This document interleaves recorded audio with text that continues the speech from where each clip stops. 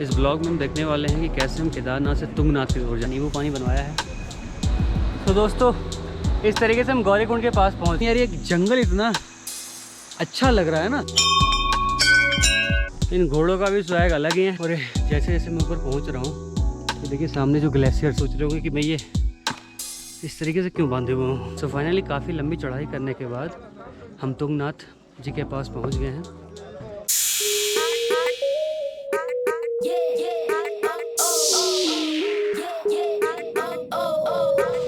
Hello, नमस्ते, सत श्री अकाल, Neyman how, this is Ankit Raj and guys, आप फिर से एक बार डॉक्टर ट्रैवल ब्लॉग पे।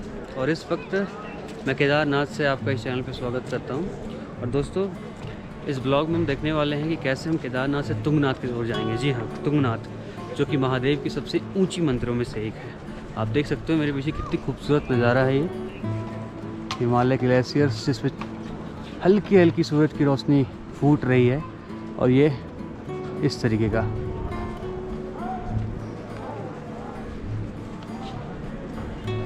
सो आइए चलते हैं तुंगनाथ की तरफ, और क्या वे रहेगा, कैसे जाना है, किस रूट में, किस तरीके से हम इस चीज़ों को देखेंगे।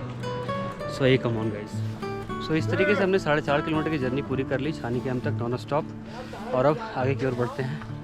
उतरना तो इतना कुछ डिफ़िकल्ट है नहीं, आप काफ़ी सारे शॉर्टकट्स ले सकते हो, क्योंकि दिन के उजाले में काफ़ी सारे शॉर्टकट दिखते भी हैं।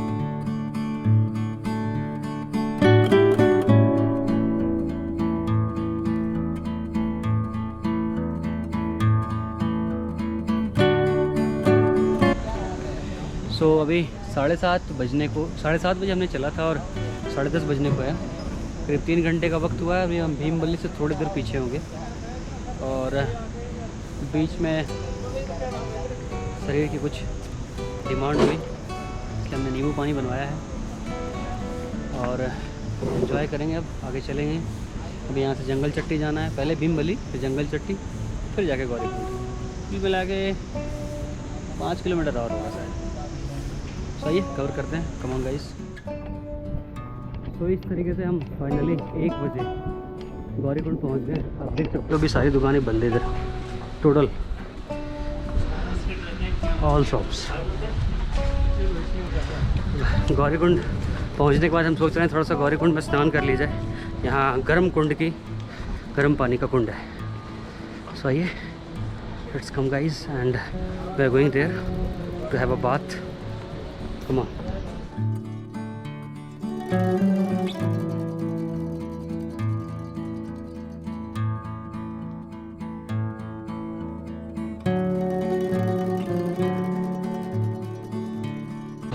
जैसे ही आप सोनप्रयाग से बस से यहाँ आते हो तो गौरीकुंड में आपके पास 2 ऑप्शन है।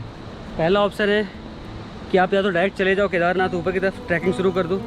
दूसरा ऑप्शन है कि गौरीकुंड में आप स्नान कर सकते हो, कई लोग यहाँ करते हैं। या फिर तीसरा ऑप्शन है आप वापस आते समय भी कर सकते हो। It's on you. गौरीकुंड में विशेष बात क्या है ना, इतने ये इतनी ठंड जगह पे ये गर्म कुंड का है, गर्म पानी का कुंड है। सो आइए देखते हैं, नहाते हैं, थोड़ा उसको तृप्ति मिले।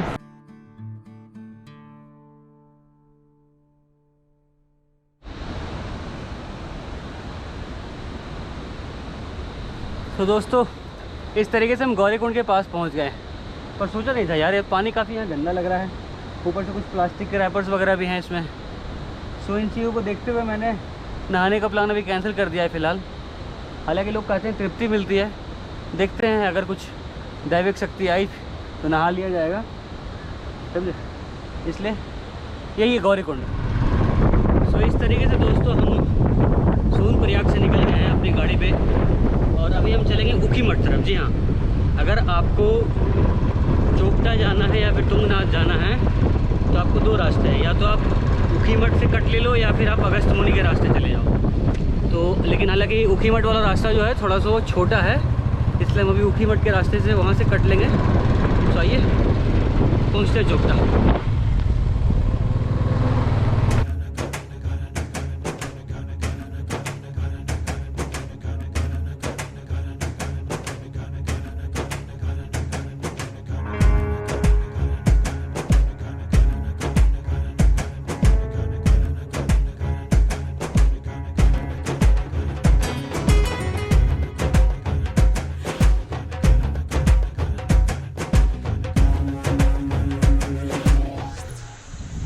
दोस्तों लगातार चलते चलते हम अभी लगता है चोपटा से करीब 10 किलोमीटर पीछे होंगे।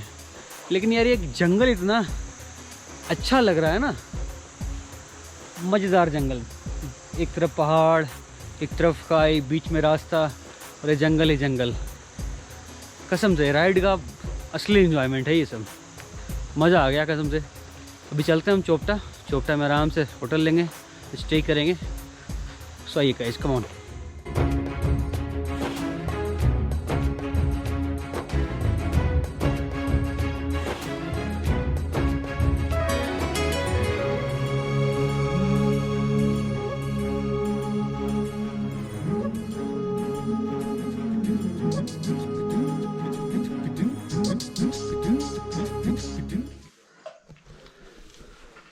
दोस्तों कल देर रात की राइड के बाद हम फाइनली चोपटा पहुँचे और चोपटा पहुँचने के बाद यहाँ से हमें तुंगनाथ की ओर जाना है, जो कि करीब यहाँ से 3 किलोमीटर के ऊपर चढ़ाई के आसपास होगी। ये चोपटा का बहुत छोटा सा बाज़ार है, आप देख सकते हो हमारे चारों तरफ।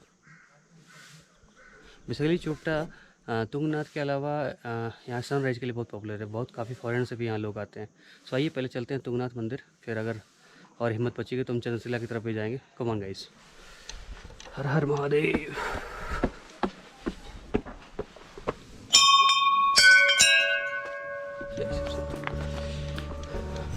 और ये जो तुंगनाथ मंदिर है ना, ये भगवान शंकर की, महादेव की दुनिया की सबसे ऊंची मंदिर है। जी हाँ, 3680 मीटर पे ये मंदिर बसा हुआ है, 5000 साल पुराना। बाकी जानकारी मंदिर के बारे में आगे की ओर बताते हैं। सही कम ऑन गाइस, ये पहाड़ों पर 3 किलोमीटर से ऊपर का ट्रैक कम दिस पे। ओह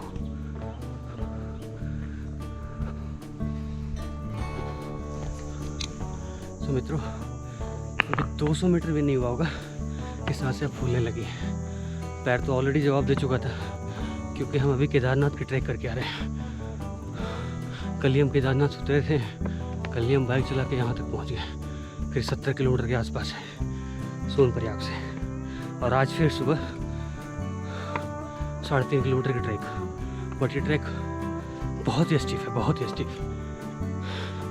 इनफैक्ट बेबी स्टेप्स लेने पड़ रहे हैं, ऊपर से मैंने डंडा भी ले रखा है।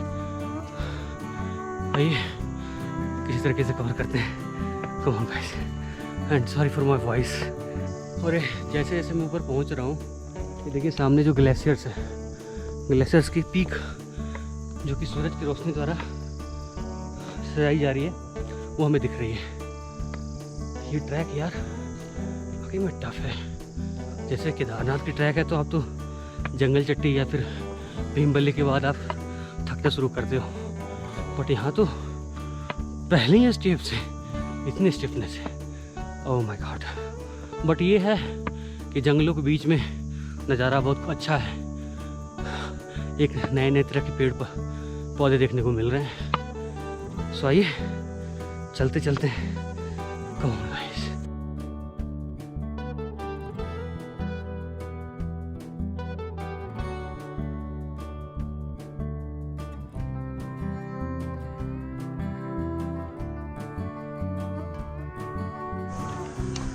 इन घोड़ों का भी स्वैग अलग ही है। भैया आपको रास्ता देना पड़ेगा, वो ये नहीं बोलेंगे कि भैया हट जाओ, वो हटा देंगे आपको। धीरे धीरे हम लोग बेबी स्टेप लेते हुए हल्के हल्के कदमों से बढ़ते हुए तुंगनाथ मंदिर की ओर। तो आइए इस थकान का मजा लेते हैं अब। कम ऑन गाइस, अद्भुत नज़ारा जो प्राकृतिक है हमारे सामने परोस रही है, और धीरे धीरे हम लोग बढ़ रहे हैं। आप ये जंगल देख सकते हो, कितनी खूबसूरत है। शायद 1 किलोमीटर के आसपास हम पहुँचे होंगे, या फिर अभी नहीं भी पहुँचे होंगे, पता नहीं। बस चलते जाना है। मेन प्रॉब्लम क्या है ना, हमने कोई पानी की बोतल भी नहीं ली। हमें लगा जैसे केदारनाथ के रास्ते में पूरे रास्ते को पानी की नल मिल जाएंगे, टोटी मिल जाएगी, बट यहाँ से दिख नहीं रहा है। देखते हैं आगे कितनी प्रॉब्लम होने वाली है हम लोग को। ओहो, ये दृश्य यार बहुत बहुत ही खूबसूरत है।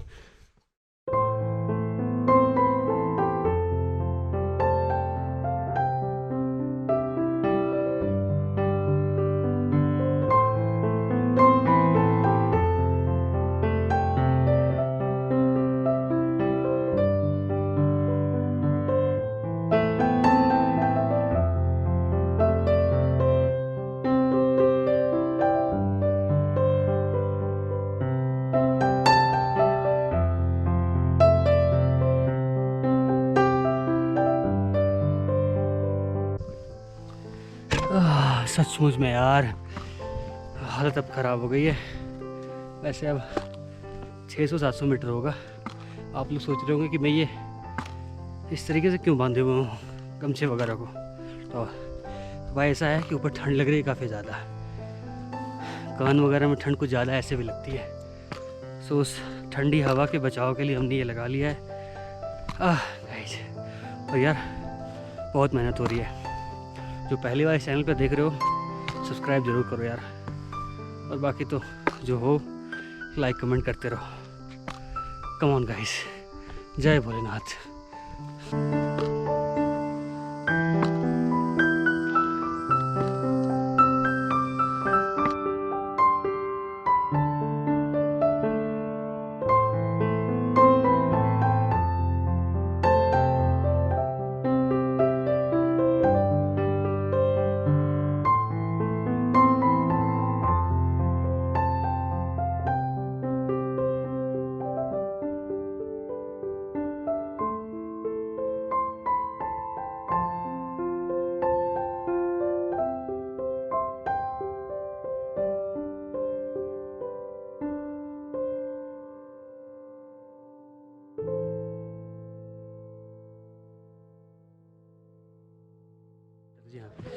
सो फाइनली काफ़ी लंबी चढ़ाई करने के बाद हम तुंगनाथ जी के पास पहुंच गए हैं। ये करीब 3681 मीटर है, यानी कि 12,000 के आसपास फीट हो रही है। 11,000 या 12,000 समथिंग फीट हो रही है। सो चढ़ाई काफ़ी टफ रही। और ये मंदिर 5,000 साल पुराना है। जी हाँ, 5,000 ईयर ओल्ड। और खुद पांडवों द्वारा ये बनाया गया है। जैसा कि आपने को मैंने केदारनाथ में बताया था कि कौरवों की हत्या के बाद पांडव बड़े ही निराश और बड़े ही चिंतित थे। तो महर्षि व्यास ने उनसे कहा था कि भगवान भोलेनाथ से आप माफ़ी याचना कीजिए। तो उसी के टच में भगवान भोलेनाथ भी इनसे नाराज़ थे, वो भी भागे पड़े हैं। तो भगवान भोलेनाथ के यहाँ पे दिल और भुजा है। तो इस तरीके से 5 केदार का निर्माण हुआ है। यहाँ से आगे चंद्रशिला है। कहा जाता है कि चंद्रशिला पे चंद्रमा ने भगवान शंकर की प्रार्थना की थी। हुआ यूँ था कि महाराज दक्ष की 27 कन्याएं थी। उनमें से एक कन्या का नाम था रोहिणी। उस रोहिणी के साथ चंद्रमा को काफ़ी ज़्यादा प्रेम हो गया है। इसकी वजह से महाराज दक्ष ने चंद्रमा को श्राप दे दिया, जिसकी वजह से चंद्रमा को क्षय रोग हो गया। उस क्षय रोग की मुक्ति के लिए उन्होंने भगवान शंकर की प्रार्थना आगे चंद्रशिला पे की थी। हालांकि वो भी यहाँ से 2 किलोमीटर दूर है, और यार हिम्मत नहीं है कि वहाँ मैं जाऊँ। खैर देखते हैं, अगर हिम्मत होगी तो चलेंगे, नहीं तो फिर जय भोलेनाथ। सो दोस्तों, इस तरीके से हमने बाबा तुंगनाथ का दर्शन किया। और बड़ी ही अद्भुत जगह है यार। इतनी ऊंचाई पे धीरे धीरे हम चढ़े। लेकिन अब यहाँ से हम लोग चंद्रशिला नहीं जा पाएंगे, क्योंकि हमें यहाँ से हरिद्वार की ओर भी जाना है, और वो यहाँ से 2 किलोमीटर और ऊँचा है यार। और चंद्रशिला का असली मज़ा तब है सनराइज़ का। तो सनराइज़ तो आप देख रहे हो हमारे सर के ऊपर कैसे सूरज है। नहीं, मैं तो पूरी तरीके से ब्लैक आ रहा हूँ। सो आइए अब चलते हैं नीचे की ओर, वहाँ से जर्नी कंटिन्यू करेंगे बद्रीनाथ के लिए। So come on guys, let's come.